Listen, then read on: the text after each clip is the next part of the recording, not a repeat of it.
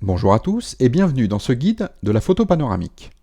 Je m'appelle Arnaud Fry, je suis photographe professionnel, passionné de photo panoramique, et donc je présente mon travail sur mon site arnaudfrischphoto.com et je suis l'auteur depuis 2002 d'un guide complet de la photo panoramique sur Internet.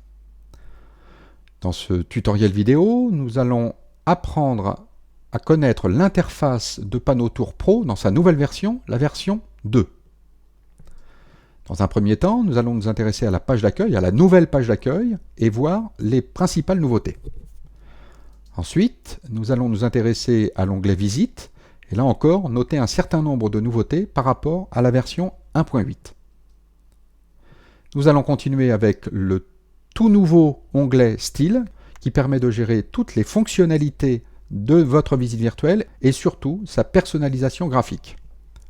Et enfin, nous nous intéresserons au nouvel onglet Génération de la visite. Donc sans plus attendre, passons dans Panotour. Donc voilà, Panotour se présente de manière vraiment très différente dans cette deuxième version par rapport à sa version précédente. À tel point que ça me fait penser qu'il ne s'agit pas simplement d'une évolution du logiciel, mais véritablement d'une révolution.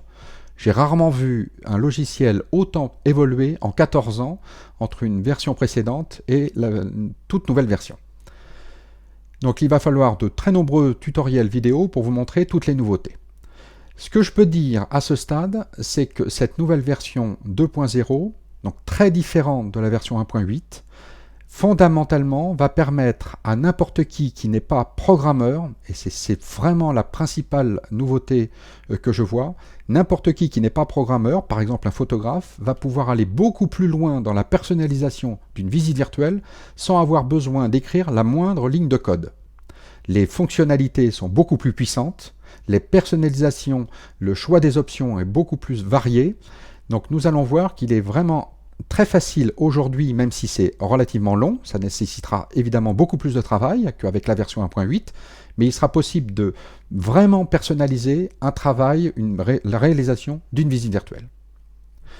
Donc la version Panotour 2 se présente sous la forme d'une page d'accueil, donc voilà l'aspect très différent de la version 1.8.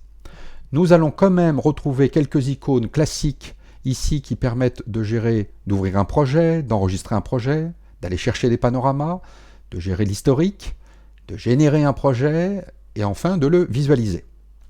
Mais ce qui fait cette différence sur la page d'accueil, c'est qu'il est possible maintenant, puisque tout est regroupé au milieu de cette page d'accueil, il est possible de gérer l'ouverture d'un projet Panotour, d'aller chercher un projet récent, sans être obligé de, comme c'est classiquement le cas sur la plupart des logiciels, d'ouvrir le menu Fichier, Projet récent ou Ouvrir un projet. Tout est regroupé pour aller plus vite sur la page d'accueil. Mais j'ai envie de dire que la nouveauté principale de la page d'accueil, et c'est vraiment une nouveauté que beaucoup de gens attendaient, c'est qu'il est possible de créer un projet Panotour vide, ce qui n'est pas une nouveauté, mais puisqu'il est possible de créer un projet Panotour vide, c'est donc qu'il est enfin possible de créer un projet Panotour à partir de modèles. Donc la société Color a intégré 4 modèles de visite virtuelle dans son logiciel. Donc je vous montrerai, non pas dans cette vidéo, mais dans d'autres vidéos qui sont consacrées à l'ouverture d'un nouveau projet, comment éventuellement supprimer ces modèles et évidemment et surtout rajouter les vôtres. Donc voilà, grosse nouveauté de la page d'accueil, il est possible maintenant d'ouvrir un modèle de visite virtuelle. Et nous verrons à travers tous les tutoriels de Panotour pourquoi il est si important aujourd'hui de pouvoir créer des modèles, tant le logiciel est beaucoup plus perfectionné qu'avant et se personnalise, donc un travail relativement plus long qu'avec la version 1.8. Deuxième onglet, relativement différent, mais on va y retrouver quelques ressemblances avec la version 1.8, mais avec vraiment des différences suffisamment sensibles. Donc vous avez un onglet qui va vous permettre de gérer les différents panoramas, les différents hotspots. Donc nous verrons que quelques icônes ont été légèrement modifiées, mais nous allons surtout voir que la gestion des hotspots ne se fait plus du tout de la même manière qu'avec la version 1.8. On pourra simplement noter que dans cette version 2 maintenant, donc là si je vais chercher un panorama pour vous montrer un des aspects différents de la version de Panotour 2, lorsque vous cliquez par exemple sur un panorama, eh bien avant la gestion de ce panorama se faisait dans un éditeur de spot pour les hotspots et dans un éditeur de panorama pour, par exemple, choisir le point de vue par défaut ou autre. Maintenant, tout ça est regroupé dans un paragraphe vue qui appartient maintenant à une colonne, dans la colonne de droite, à une colonne qui s'appelle propriété. Donc, dans cette colonne, vous avez la gestion du panorama sur lequel vous avez cliqué, et vous avez surtout, et c'est une nouveauté très intéressante de la nouvelle version, la gestion du projet à part entière. Donc il va être possible de personnaliser un certain nombre de fonctions du projet qui n'était pas possible de faire avant dans la version 1.8. J'ai par exemple envie de vous citer, même si évidemment je vous détaillerai ça dans une vidéo absolument dédiée à cette partie-là, mais par exemple il est possible aujourd'hui de choisir un code couleur premier plan, deuxième plan que vous allez utiliser régulièrement dans la création de votre visite virtuelle, sans être obligé à chaque fois de vous souvenir du code couleur que vous aurez, les 2 codes couleurs ou 3 codes couleurs que vous aurez choisis pour votre visite virtuelle. Il sera donc très facile, quand vous déciderez d'utiliser telle ou telle couleur dans votre visite virtuelle, d'aller dire « je veux la couleur de premier plan, je veux la couleur d'arrière-plan ». Donc voilà, un certain nombre de fonctionnalités qui sont récurrentes ont été placées directement dans la partie « Nouveau projet » de votre visite virtuelle. Donc intéressons-nous maintenant, puisqu'il s'agit donc bien d'une vidéo de présentation du logiciel avec les principales nouveautés. Il y a d'autres nouveautés qui seront détaillées dans d'autres vidéos. Intéressons-nous à la grosse nouveauté de Panotour 2 au niveau de la présentation, c'est l'onglet des styles. Donc l'onglet des styles va, comme son nom l'indique, vous permettre de personnaliser la partie graphique de votre visite virtuelle. Mais vous voyez que cette présentation est totalement différente, et donc je vais vous la détailler un petit peu pour que vous puissiez prendre conscience à quel point la façon de se servir des fonctionnalités est très différente avec la version 1.8. Donc la partie style est maintenant découpée en 5 parties. Vous avez un espace de travail, vous avez style de spot, vous avez une bibliothèque de spot en bas à droite, et au-dessus une bibliothèque de plugins. Actuellement, dans la version 2.01, donc à l'heure où j'enregistre cette première vidéo, ces blocs ne sont pas détachables pour les mettre sur un autre écran. Mais je sais que la société Color travaille à cette nouvelle fonctionnalité. Donc, qu'est-ce qui va se passer dans la gestion de la personnalisation de la visite virtuelle?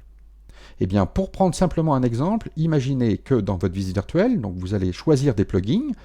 Donc vous allez, voilà, on reconnaît, on identifie assez bien ce que ça peut être, une barre de contrôle.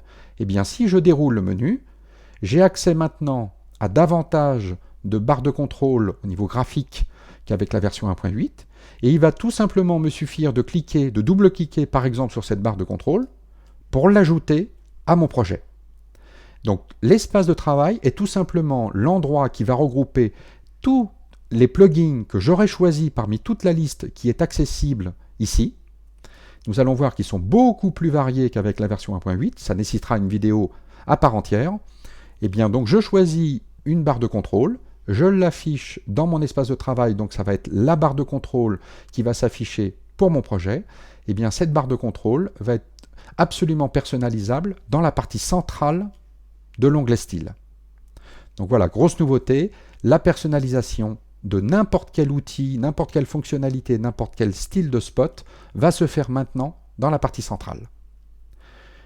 La partie des styles de spot regroupe par défaut la fonctionnalité, par exemple, de polygone par défaut.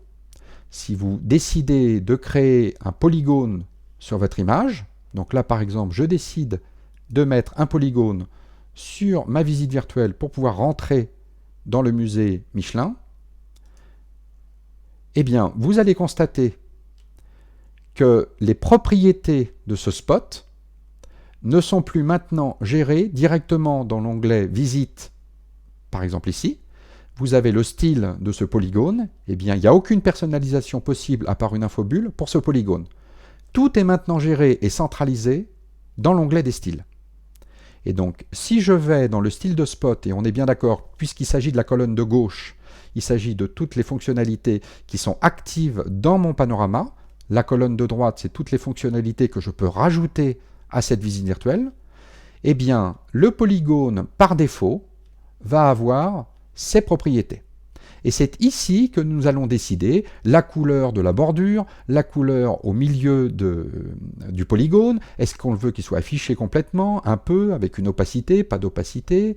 Est-ce que nous voulons arrêter l'autorotation? Voilà. Un certain nombre de fonctionnalités vont être maintenant personnalisées directement dans l'onglet des styles.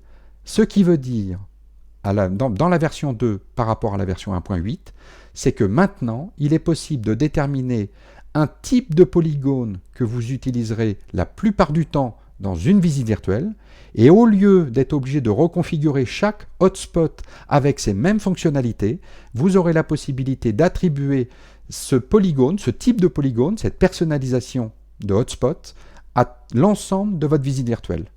Donc il n'est plus nécessaire maintenant d'être obligé de personnaliser chaque polygone de la même manière. Vous les personnalisez une bonne fois pour toutes, et à chaque fois que vous créez un polygone de hotspot, vous aurez la même fonctionnalité, le même aspect.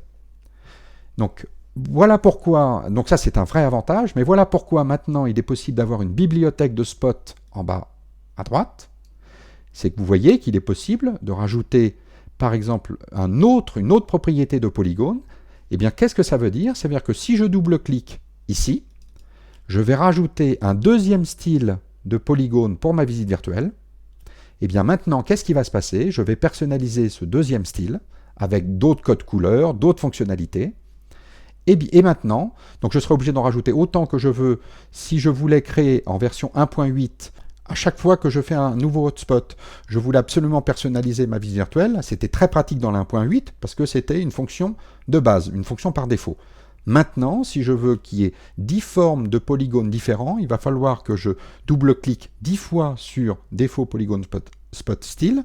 Donc j'aurai 10 styles de polygones différents dans ma colonne. Ça nécessite un peu plus de travail si on veut personnaliser. Mais donc, voilà, le choix qui a été fait par Color et qui me paraît intéressant, c'est aujourd'hui, puisque la plupart du temps on va utiliser le même style de polygone, de pouvoir le gérer une bonne fois pour toutes.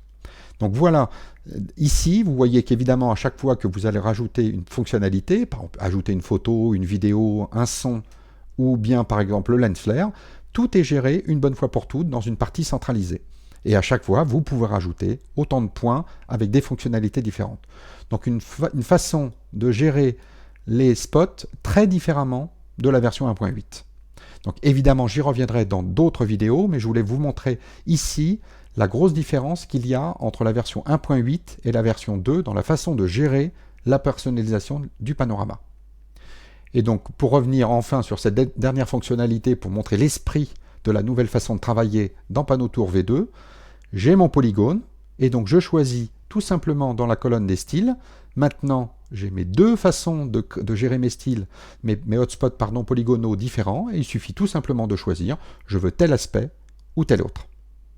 Donc voilà, une personnalisation très différente de la visite virtuelle.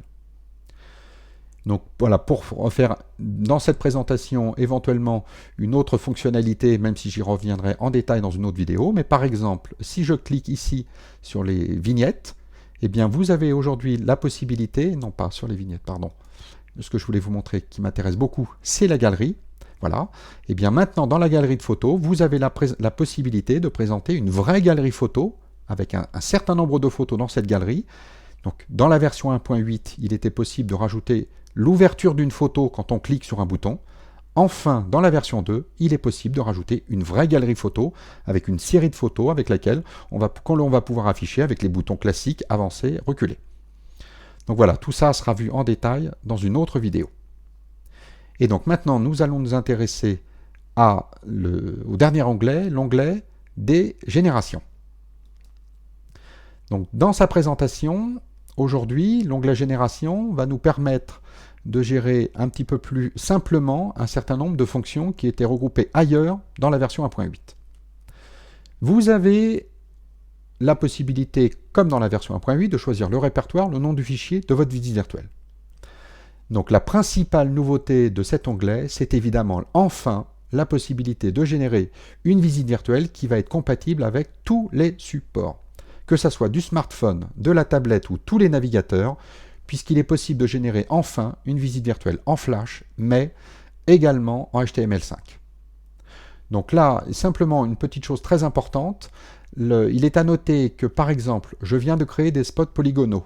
Eh bien, le logiciel m'indique maintenant que ces spots polygonaux ne sont pas compatibles avec le lecteur HTML5. Donc la visite virtuelle va fonctionner parfaitement, mais ne sera pas compatible pour certaines fonctionnalités avec une tablette ou un smartphone. Vous avez également toujours la possibilité de choisir un modèle HTML, full page ou générique. Et vous avez enfin une nouvelle partie qui est très importante, qui est la partie de la gestion des tuiles. Donc en fait, un certain nombre de fonctions sur lesquelles il fallait absolument cliquer dans la version 1.8, par exemple l'optimisation de la taille des tuiles du panorama, qui se générait dans l'onglet Panorama de la version 1.8, tout est regroupé maintenant dans l'onglet Génération de la version 2 de Panotour. Et vous avez aujourd'hui coché par défaut utiliser la multirésolution et surtout génération incrémentale, donc génère seulement des tuiles panorama ou nouveau. Vous avez cette possibilité de générer les faces de cube de manière totalement automatique sans être obligé de cliquer sur quelques boutons que ce soit pour l'optimiser. Aujourd'hui, la gestion des tuiles se fait rigoureusement automatiquement. Et enfin, vous pouvez voir la qualité JPEG, donc là aujourd'hui qui est regroupée ici dans l'onglet Génération. Il était possible avant de choisir cette qualité JPEG selon le panorama. Aujourd'hui, tout est regroupé une bonne fois pour toutes dans l'onglet Génération. Donc ça ne permet pas d'optimiser sur chaque panorama le poids de chaque panorama, donc de la visite virtuelle, mais est-ce vraiment important aujourd'hui avec la façon dont fonctionne la création, la génération de la visite virtuelle, puisque ça fonctionne un petit peu comme si c'était un mode streaming vidéo. L'internaute ne télécharge que ce dont il a besoin. Donc quand bien même la visite virtuelle est relativement lourde, ce n'est pas grave pour l'internaute, pour l'utilisateur final, puisqu'il ne téléchargera que ce dont il a besoin. Donc voilà encore une petite nouveauté intéressante. Et enfin, on retrouve les classiques protection et FTP pour placer la visite virtuelle directement sur un serveur FTP. Donc voilà les principales nouveautés de la version 2.0 en termes d'interface. J'ai simplement envie de revenir sur l'onglet des styles et pour vous faire remarquer que c'est ici que se gère maintenant la possibilité d'appliquer un modèle à une visite virtuelle qui a été ouverte sans modèle ou bien d'enregistrer votre modèle pour créer de nouveaux projets.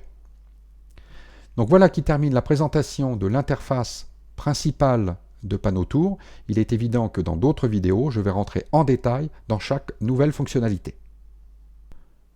Donc si vous souhaitez en savoir plus, je vous invite à visiter donc mon guide de la photopanoramique.com. Vous trouverez donc de très nombreux tutoriaux, soit sous la forme de vidéos, soit sous la forme écrite, où je vous explique comment réaliser des visites virtuelles, comment utiliser Panotour dans son ancienne version, dans sa nouvelle version. Je fais de nombreux tests matériels de tête panoramique et j'explique en détail dans 2 rubriques très différentes comment on assemble un panorama et comment on crée une visite virtuelle de A à Z. Vous pouvez également retrouver de nombreux articles sur mon blog, blog.arnaudfriche.com. Là, j'essaye davantage de parler des nouveautés ou bien de répondre aux questions que je reçois le plus fréquemment par mail ou par téléphone. Et enfin, vous pouvez me suivre sur ma chaîne YouTube. Voilà, avant de terminer cette vidéo, je vous explique maintenant pourquoi j'ai décidé que cette vidéo serait maintenant gratuite. Donc je vous remercie beaucoup pour votre attention et je vous dis à très bientôt sur mon guide de la photo panoramique ou bien dans le cadre d'un nouveau tutoriel vidéo. À très bientôt.